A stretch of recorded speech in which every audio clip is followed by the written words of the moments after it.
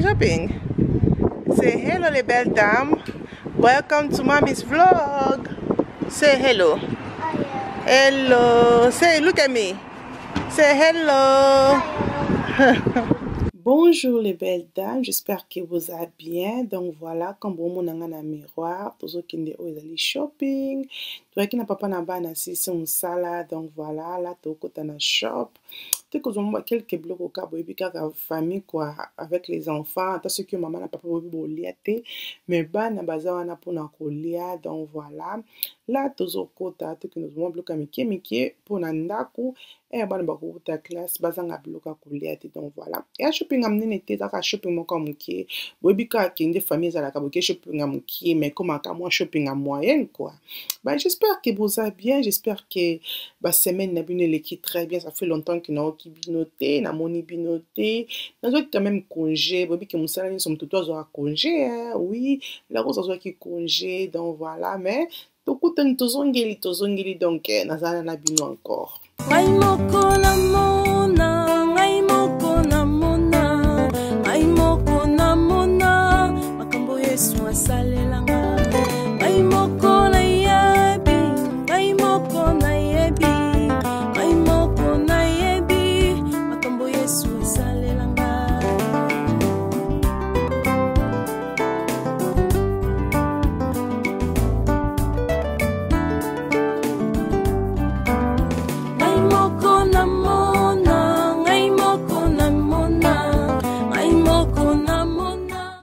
Donc Alicia, tu es na shop, tu dois sommer bloc.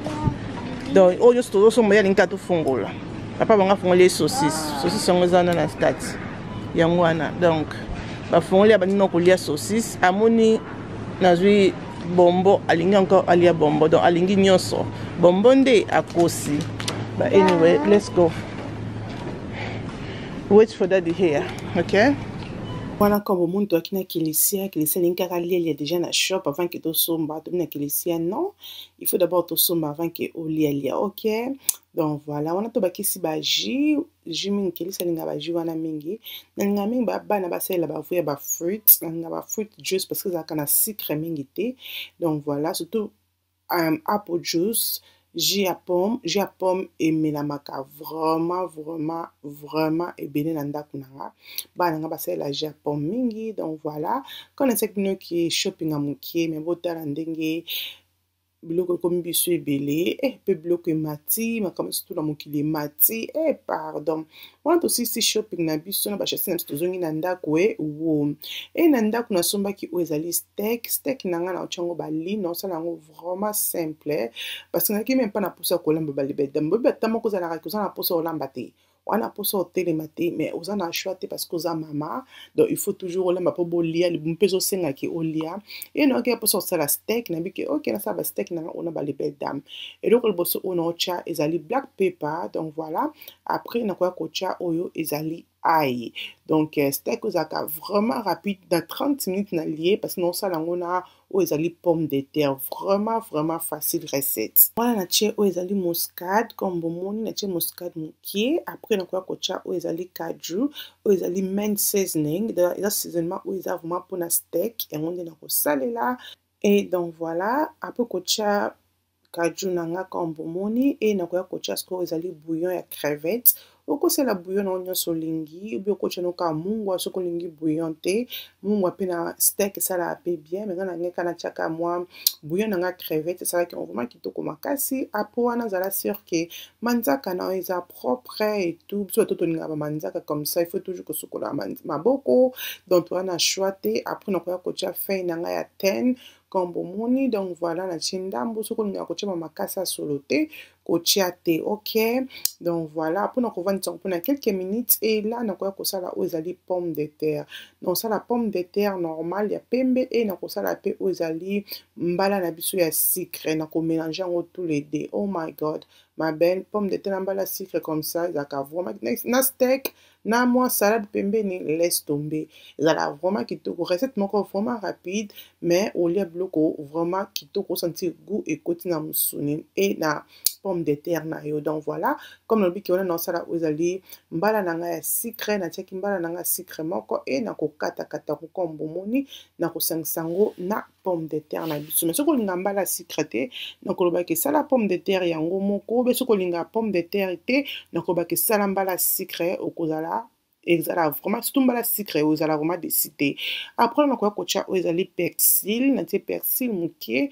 e nakoya kotia pe oyo ezali ail ya poussière ok boyebi ke ail okolambeli na nyonso sauf rien ail vraiment azalaka épice moko okozongisa na cuisine na te donc voilà après kotia ail nakoya kotia oyo ezali bouillon na ngai ya jumbo et après na mélanger biloko na ngai comme bomoni et nakoya kotia huile d'olive donc voilà huile d'olive après na mélanger encore après nakoya kozwa sani na nga oyo ezali sani ya four po biloko na nga nayoki okoti yango na four ok donc voilà sani na nga ya four nabakisi huile comme bomoni huile d'olive toujours yango nde na osalela après nakoya kotia oyo ezali beurre boyebi ke beurre asalaka vraiment biloko kitoko abakisaka goût na biloko na biso mama na nga kozangisaka beurre te na ndako na yo après nakoya kotia oyo ezali black pepper na niki black pepper na nga e nakobakisa oyo ezali carotte nalongoli bacarotte na nga poso comme bomoni e nazodepose yango donc voilà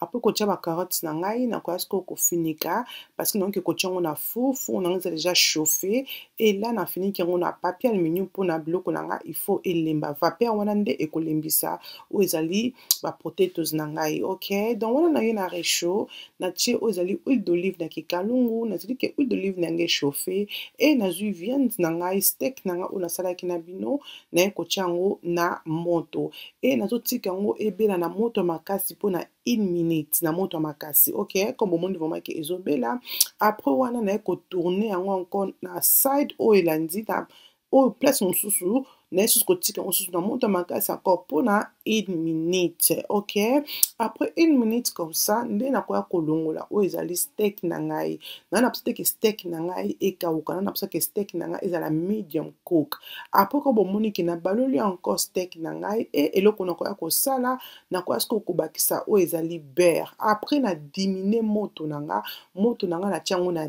D ok les belles dames après kotia beurre parce que beurre ekosala sikoyo ke goût wana ekota ntina kati ya musuni mpo oyebi ke steak aa na volume monene moto lokolo eza na se beurre akokota vraiment na musuni na nga kitoko mpe akosala ke musuni na nga azala na goût ya kitoko e nakoya kobakisa oyo ezali rosemary ya poussière so oza na oyo ya naturel oyo ya likasa tia ya likasa ya naturel mais nga naza na oyo ekauka yango na tie e natiaki mpe oyo eza bambuma na nga ya ail comme bomoni ok donc voilà comme nabi ke moto na nga eza na se naza toujours wana pour que steak na nga ebela kitoko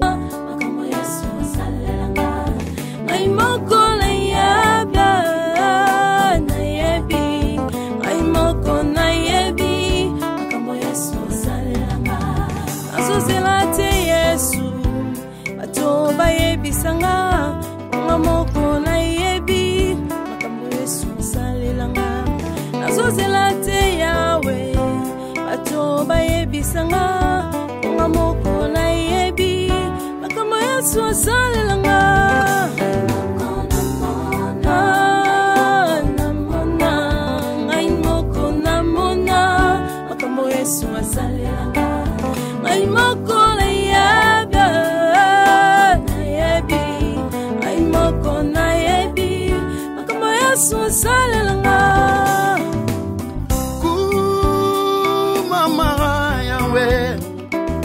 tikanga na yembela nzambe yo bolamu na mona elongolanga na libulu epesanga ntina na miso ya bato na lobi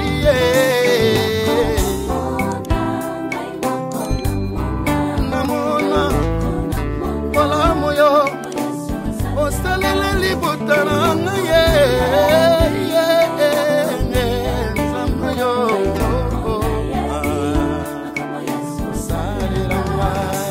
Donc voilà, comme vous m'avez dit, on a la sauce d'ambition ya mushroom, ok? Donc comme vous m'avez vidéo la kisibino, après wana na kwa kocha siko ezali cream.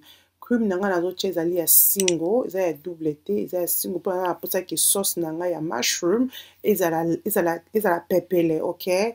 Donc voilà, on montre que ça qui m'a imukie et na kocha cream et na kotika ngo etoka, oko baksa bouillon, na baksa ka bouillon pour na esala ngo mwa goût, okocha na ezali comme on dit, okocha na eza mungwa et na problème te menga na chaki bouillon na ndambu etikala ki ya crevette et na kocha loko msusu te après na kotika mushroom sauce nanga etoka, ok?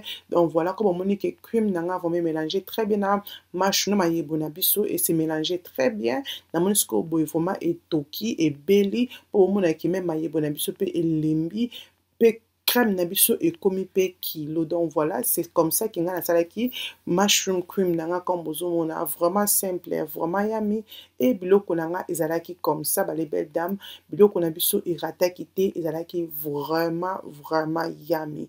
Donc mon ko zaka bien kolia comme ça, aux ça c'est mon kakate créer kananda ko to changer ka moi goût et ça la ka bien. O to komi next day nango nazaki na appointment na ko kende ozali event ya yoyo wana na Houston na yo ozwa café nanga na zu café bobi ke la rose na café ah non les belles dames wana zo ke siko yo chez yoyo na Seven Sisters, ok? Donc voilà, on a eu métro nangai, métro yé poto kende, métro on zaki vraiment occupé et n'habité pourquoi samedi on zaki vraiment occupé parce que moi et bimaki bat zaki li banda et yoyo azo fêté aux ali 8 ans nae banda a fongola shop nae, ça fait 8 ans. Oh ma belle, 8 ans c'est beaucoup. 8 ans moi na lobby moi na comme quoi kende full time, ok? Et décoration zaki vraiment on pointe, yoyo ça qui vraiment something nice.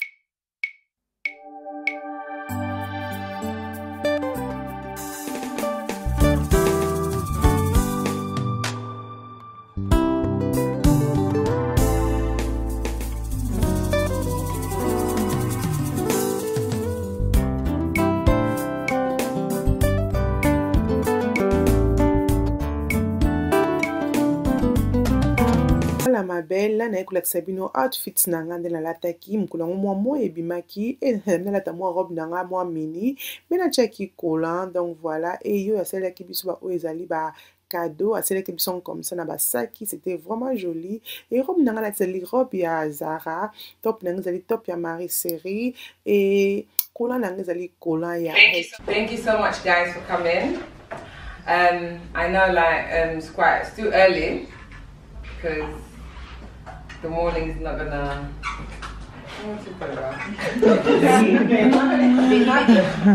No, it's too early. I did say 2 o'clock only because black people don't respect time. But really and truly, my speech is at 7. So I really do appreciate you guys so much. Without you guys, I will not be here. So let's drink, but take time with the drink. Because yesterday, I closed the shop at 2. I had to fix the wigs and I was busy with the clients, just multitasking. I've done a lot, me and Keisha. So I can't even, this is my first glass, but I'm already feeling a bit. Because you know me, if I drink a bit too much, I'll be like, please, I'm tired, can we go? I hear that. And then I don't want Flossie to carry me and go. Cheers. Cheers. Voilà, wana yo ekola tsanga peri kabiki la rose kotika la ka mutu pamba boete donc oyebi ki a c'est chez yo boutique quoi. donc bomoni perruque yango koma perruque yango evandaki nga vraiment pepe ondima koteke naza na suki bafongola okasi okwa nakangi suki na se je trouve que c'est différent esali nango bien donc voilà ezalaki perruque oyo alatisaki nga e perruque yango mpe etekamaki nango anyway donc voilà wana toza na mariama apapesi bino mbote donc voilà ezalaki vraiment good vibe bato bazalaki mpe tozalaki na biloko ya kogrinote ke oyo asalelaki biso the evening it was good tosalaki tofetaki. That time that all of you guys have been waiting for, it has come. But I don't know what you guys want me to do. Give us a backstory. Half price. Okay. How you started. How I started. This is about half price, about how you started.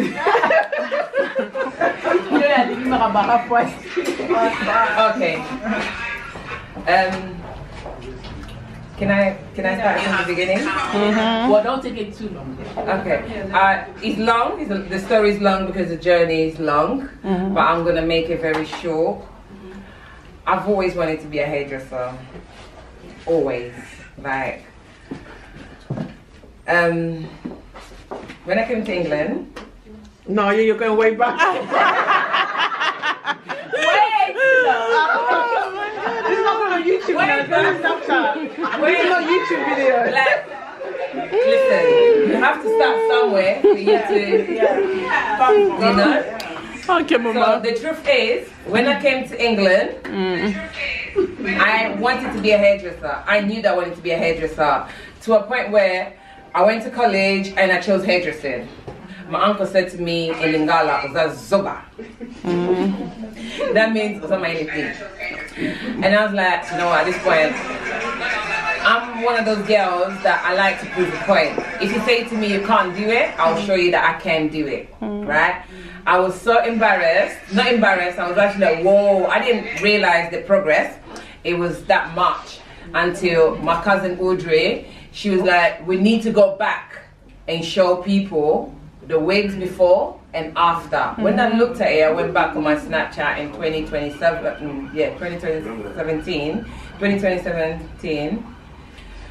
I looked at it, I was like, wow, this is West Green Roads and Dalston, like wigs. I was like, wow, is this me? Is this my work? And I was like, oh my God.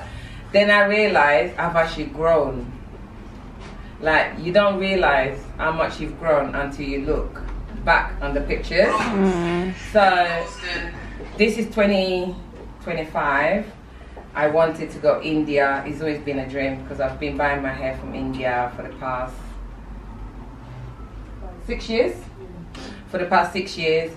What was so amazing about buying hair in India, my client here, Tasha, her nephew, came in. No, she brought hair in for me. She was like, yeah, I want you to make a wig with this hair. And I looked at the hair, I was in love with the hair. And I was like, can I get the wholesaler? She was like, oh, my nephew's selling hair, he's not gonna give it to you, blah, blah, blah, blah, blah. And I was like, okay, I don't mind, I can buy it from him. Just imagine, you're not buying hair from India, but you're buying it from somebody in England. That time, you're buying it from somewhere from England, that means the price is gonna be way expensive. Twos now, I was like, you know what, I like the quality, I'm gonna start buying it from him. So I got wholesalers, which he was in England, he's Jamaican. Tasha's nephew, I started buying hair from him, Twos, he was like, you know what, I don't want to sell hair anymore. He brought all his stock to me. When he bought all his stock to me, he gave it to me the same price that he bought in India. But he left a tag inside. Oh. That had the seller. Yeah, he left the tag inside, but he never told me. Right? He did it on purpose? No, he done it on purpose, but he never told me. Wow. Then I looked and I was like, oh, why don't you want to sell hair anymore? Like, there's so much money in it. Da, da, da, da, da. He said to me, look inside properly. And when I looked inside properly, I saw that he had left the wholesalers. From that day, I think it was 2018, I was pregnant for Princess. From that time, I started buying hair from that guy in India. We built a relationship. As you guys know that I like to laugh and I like to good vibe. Build a relationship with him. It's always been a dream to go to India. This year, I did say to my friend Marema, I was like, Marema, I'm not gonna be a good girl this year. That's a private joke anyway. I'm not I'm not gonna be a good girl this year. And then she's like, what do you mean? I was like, I'm gonna do everything. I want everything. Like 6 months before the year, I'm gonna do everything I want. She was like, go for it, yo. Once you say something, you do it. Then I was like, you know what? I'm gonna go. I didn't plan to go India. I knew I was gonna go this year. 1 week I bought the ticket and I was like, I'm going. Marion was like, you really going? I was like, yeah. I went to the airport, couldn't fly. Didn't have a visa. Oh. See, if you don't plan? I didn't have a visa. Then, same day, I applied for my visa. 3 days later, my visa came out. And I was like, I'm going. 9 hours. I don't know where I'm going. Didn't take no malaria tablets. Nothing. I just went. I found the hotel. I didn't know where I was going. My wholesaler said to me, don't go to the north, go to the, no, don't go to the north, come to the south. And I was like, okay, no problem. Where I'm going, I don't know. But I went by myself as usual. I have this thing in my mind that says to me, a lion walks alone. And I believe that I'm a lion. So as much as I know a lot of people, but I don't have much friends because I'm a lion. I believe in walking alone. So this journey, I haven't done it alone though. This journey, I haven't done it alone. I've done it with plenty lovely customers. All my customers are patient.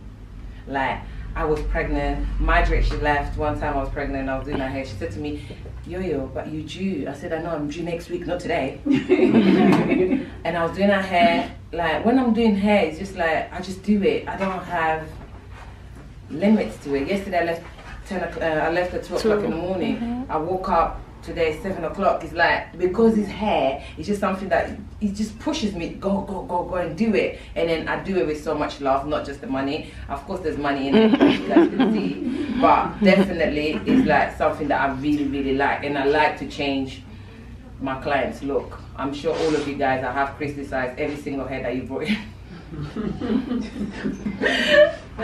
Frida, she's one of my best clients. She used to buy wigs elsewhere, I don't know where. I criticized that wig to a point where she's got about 7-8 wigs from me now. So it's like, I like my job and I love you guys. Without you guys, I will not be this far. India, I found out that there's 2 types of hair. There's single donuts and there's mixed donuts. So I end up getting both of them. So me getting both of them, the qualities, obviously, single donut is more the higher quality. The mixed donut is more like, basically it's 2 real people's hair. And then this is one thing we need to bear in mind. Indian hair is not Chinese hair, it's real people's hair. Like, it comes with grey hair. It's like really coming from people's head. They have their own prayers out there, they want to sacrifice, they cut their hair, they actually sell their hairs, and then that's what I actually bought. I like the quality. To Christians, some Christians don't believe in it, but guess what? If you pray on everything is okay. It's like, you know, the choice is yours. But that's the 2 qualities that I have now: single donut and mixed donut. I'll show you guys the difference. I'm not I just wanted to say that as well. Right now. What's the discount for today? What's the discount for today? Yeah. Okay, the discount for today is 30% off. I need to get this on camera. Yeah, it's 30% off on anything. 40? Including bundles. 35. The new bundles that you just bought, including bundles. Go on. Go on. The new bundles. Okay. Pre-made, no? Yeah, only on wigs, not on bundles. No bundles. Who say that? 20%.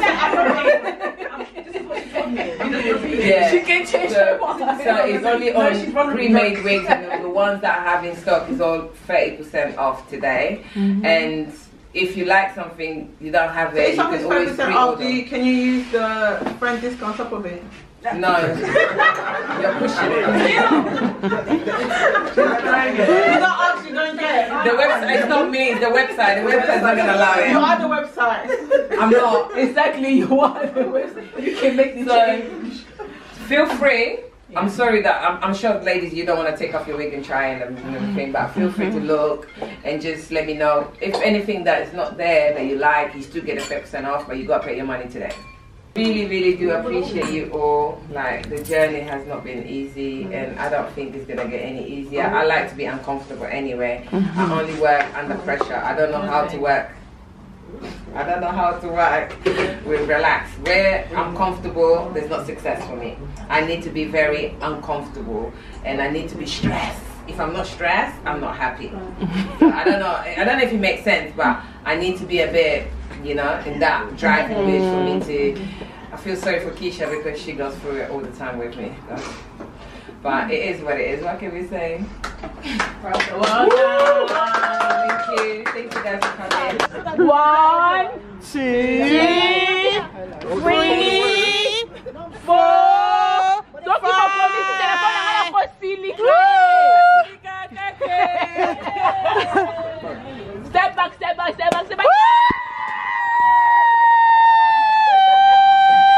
Congratulations, yo. More money.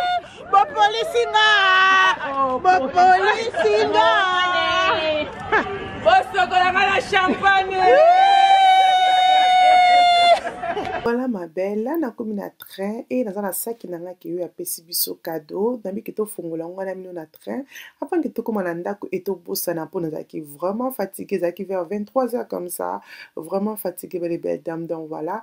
Et là ko biso to na kata sac na biso zaka oya huile à suki et to zape na oyo ezali tasse ba komi good vibes, donc I like the tasse, I like ngami ba good vibe, OK?